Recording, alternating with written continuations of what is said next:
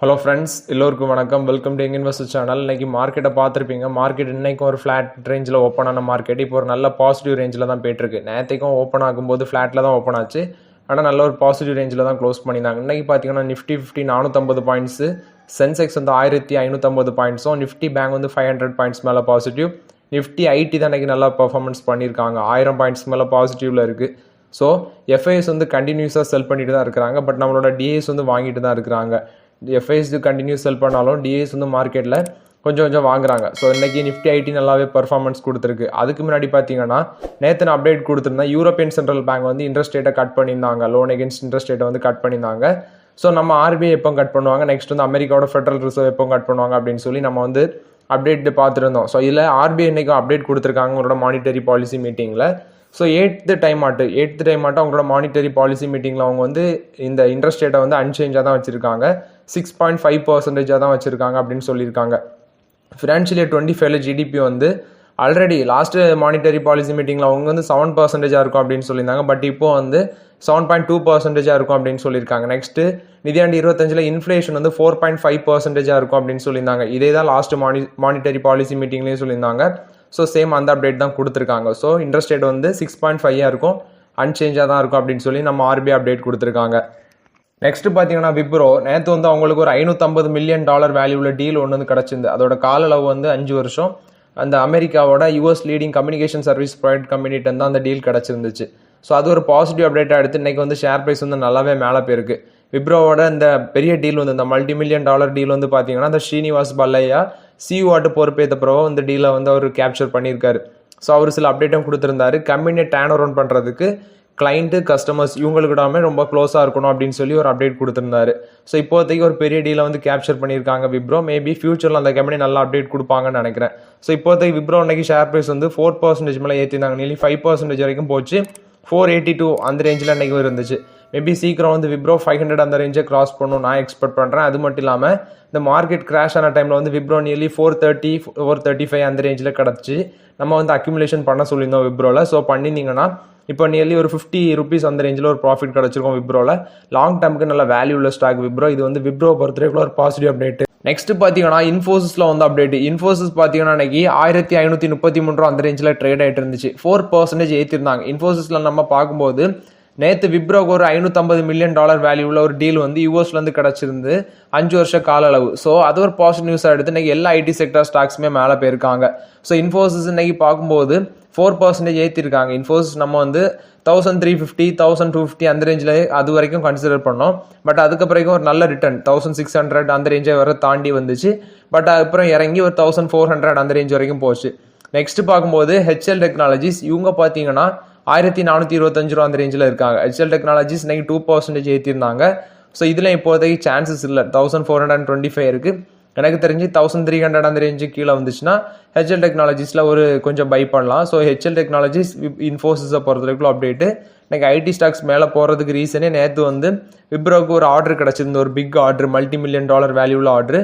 So அதனால தான் இன்றைக்கி ஐடி இண்டெக்ஸ் நல்லாவே பர்ஃபார்மன்ஸ் பண்ணியிருக்கு.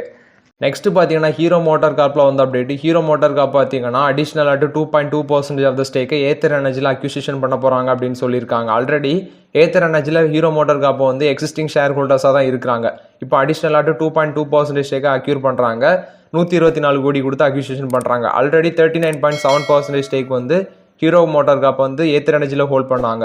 ஸோ இந்த ஏத்தர் எனர்ஜி பார்த்தீங்கன்னா designing, manufacturing, producing, selling, software development, software management, electric, automobiles, charging infrastructure இந்த செக்டார் பிஸ்னஸ்லலாம் இருக்கிறாங்க. ஸோ ஆல்ரெடி இந்த ஏத்தர் எனர்ஜி பார்த்தீங்கன்னா 1753.8 கோடி வந்து ரெவன்யூ வந்து நிதியாண்டு 23 போஸ்ட் பண்ணியிருந்தாங்க. இந்த ஏத்தர் எனர்ஜியில் இப்போ டோட்டல் ஆட்டவங்க 41.9% ஸ்டேக் ஹோல்ட் பண்ணுறாங்க ஹீரோ மோட்டார் கார்ப்பு.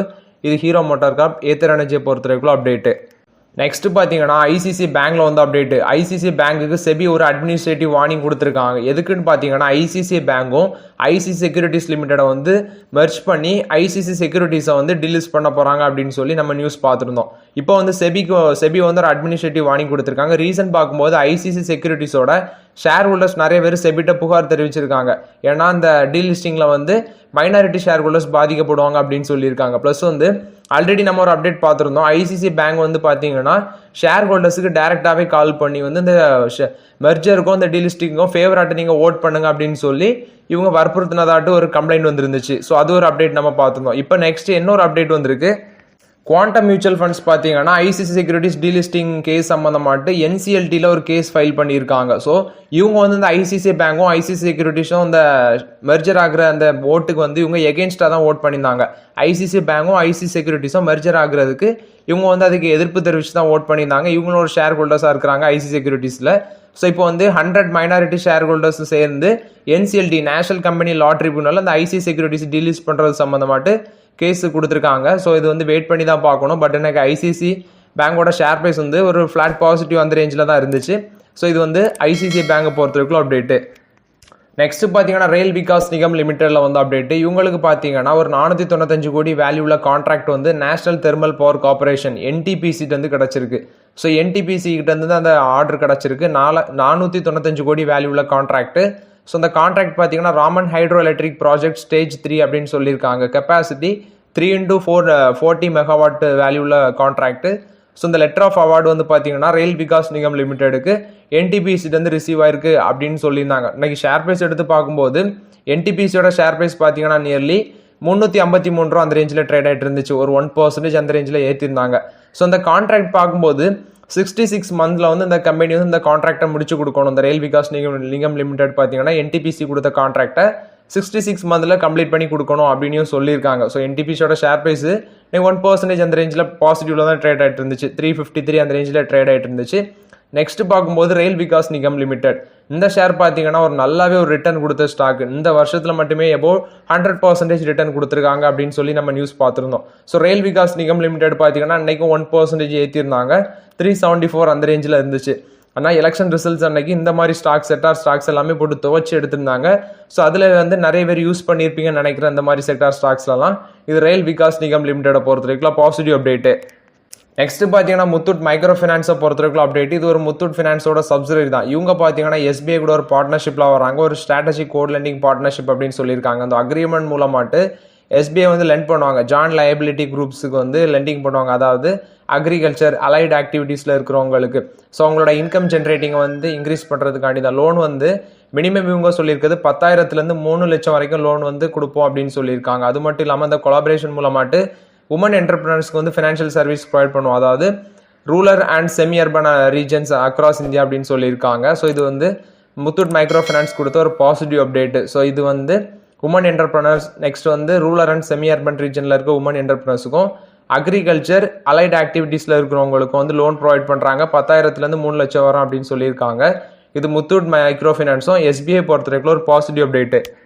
நெக்ஸ்ட் பார்த்தீங்கன்னா ஐடிசியில் வந்து அப்டேட்டு. ஐடிசியோட ஷேர் ஹோல்டர்ஸ் மீட்டிங் நேற்று நடந்திருந்து அந்த டிமர்ஜர் ப்ராசஸ் மூலமாக சம்மந்தமாட்டு. ஸோ இதில் வந்திருக்க அப்டேட் படி பார்த்தீங்கன்னா ஐடிசி ஹோட்டல்ஸோட நெட்ஒர்த்தே 10,000 கோடி அப்படின்னு சொல்லியிருக்காங்க. இவங்களோட பேலன்ஸ் ஷீட் வந்து டெட் ஃப்ரீயாக இருக்குது அப்படின்னு சொல்லியிருக்காங்க. நெக்ஸ்ட் பார்த்தீங்கன்னா இது வந்து சொல்லியிருக்கிறது எல்லாமே அந்த கம்பெனியோட சஞ்சுபுரி அவர் தான் சொல்லியிருக்காரு. இந்த கம்பெனியோட கேபிட்டல் ஸ்ட்ரக்சர் வந்து பார்த்தீங்கன்னா ஐடிசி ஹோட்டல்ஸோட கேபிட்டல் ஸ்ட்ரக்சர் வந்து 207.85 கோடி அப்படின்னு சொல்லியிருக்காங்க மார்ச் 24 கால அளவுப்படி.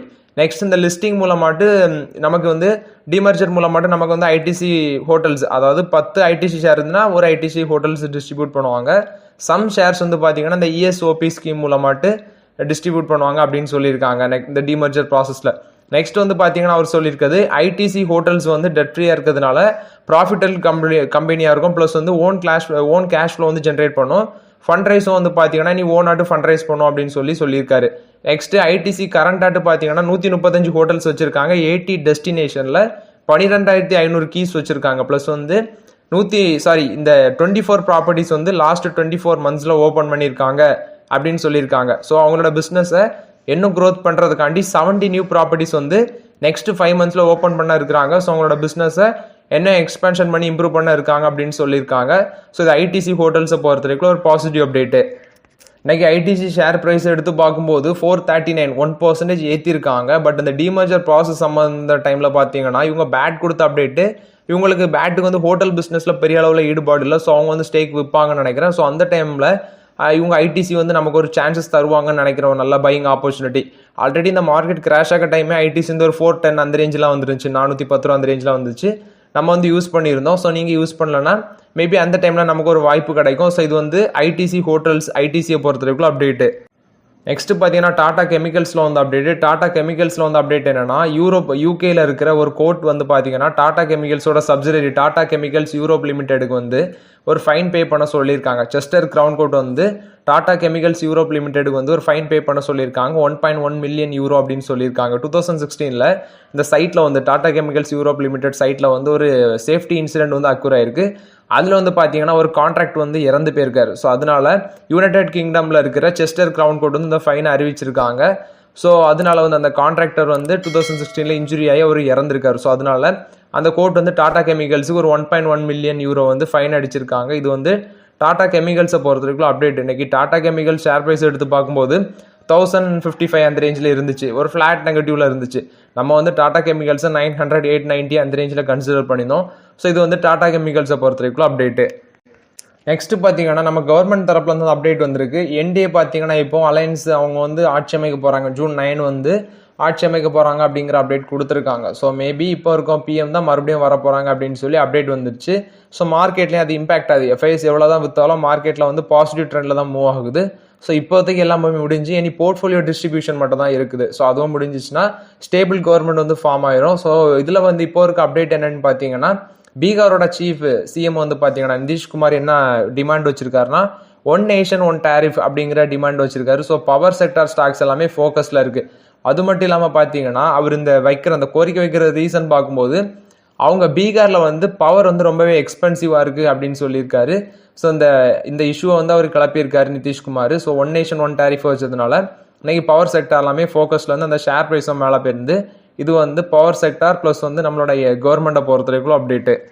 நெக்ஸ்ட் பார்த்தீங்கன்னா வெல்சம் என்டர்பிரைசஸில் வந்து அப்டேட்டு. வெல்சம் என்டர்பிரைசஸ் பார்த்தீங்கன்னா டெல்லி ஹைகோர்ட்டில் வந்து இந்தியன் ஆயில் கார்பரேஷனுக்கு எகென்ஸ்டாக வந்து ஒரு கேஸ் ஃபைல் பண்ணியிருந்தாங்க. பானிபட் நாப்தா கிராக்கர் ப்ராஜெக்ட் சம்மந்தமாட்டு தான். ஸோ இதில் வந்து பார்த்தீங்கன்னா இவங்க வெல்சம் என்டர்பிரைசஸுக்கு இந்தியன் ஆயில் கார்பரேஷன் வந்து ஃபண்டு சம்மந்தமாக கொடுக்கணும்னு நினைக்கிறேன். ஸோ இப்போ வந்து 2 பார்ட்டிஸுமே ஒரு சுமூக உடன்பாடில் எட்டியிருக்காங்க. ஸோ அதில் பார்க்கும்போது டெல்லி ஹைகோர்ட் முன்னிலையில் இவங்க 2 பேருமே ப்ரொசீஜிங்ஸுக்கு வந்து ஒத்துக்கொண்டிருக்காங்க. அதில் இப்போ ஐஓசியில் என்ன சொல்லியிருக்காங்க, நாங்கள் வந்து 15.96 கோடி பிரின்சிபல் அமௌண்ட்டும் இன்ட்ரெஸ்ட் ஆட்டு 7.7 crore வந்து பே பண்ணுவோம் அப்படின்னு சொல்லியிருக்காங்க. ஸோ இதில் வந்து இந்த ஃபைனல் செட்டில்மெண்ட் பார்த்தீங்கன்னா June 14 அப்படின்னு சொல்லியிருக்காங்க. அது இல்லாமல் ஃபினான்ஷியல் 25 குவார்டர்லி 1 அந்த டைமில் வந்து பே பண்ணிடும் அப்படின்னு சொல்லியிருக்காங்க. ஸோ இது வந்து வெல்சம் என்டர்பிரைசஸ் இந்தியன் ஆயில் கார்பரேஷனை பொறுத்தவரைக்கும் ஒரு பாசிட்டிவ் அப்டேட்டு.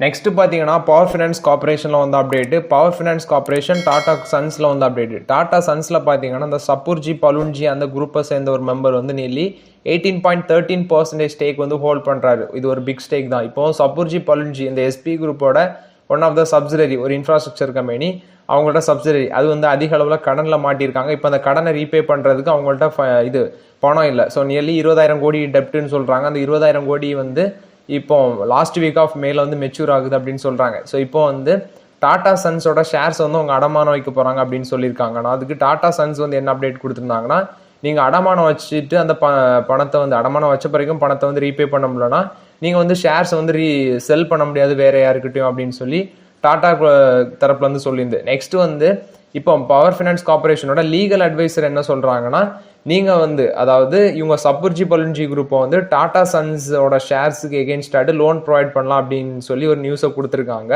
ஸோ இது வந்து பார்த்தீங்கன்னா power finance corporation, Tata Sons, Shapoorji Pallonji குரூப்பை பொறுத்தவரைக்கும் ஒரு அப்டேட்டு. ஸோ மேபி இது எந்த மாதிரி இம்பேக்ட் ஆகும் அப்படின்னு சொல்ல முடியாது. ஸோ இவங்க லோனும் கொடுத்துட்டு நெக்ஸ்ட் பணத்தையும் கட்டாமல் அப்படி இப்படின்னு என்ன குழப்பமாக வரும்னு சொல்ல முடியாது. ஸோ இது வந்து சப்பூர்ஜி பலுன்ஜி டாடா சன்ஸை பொறுத்தவரைக்கும் அப்டேட்டு. ஸோ ஓகே ஃப்ரெண்ட்ஸ், ஆக்சுவலாக அன்றைக்குள்ள மார்க்கெட் அப்டேட்ஸ் எல்லாமே பார்த்தோம். இந்த வீடியோ உங்களுக்கு பயனுள்ளதாக இருக்கும்னு நினைக்கிறேன். பயனுள்ளதாக இருந்துச்சுன்னா லைக் பண்ணுங்கள், சப்ஸ்கிரைப் பண்ணுங்கள், கமெண்ட் பண்ணுங்கள். Okay friends, thank you.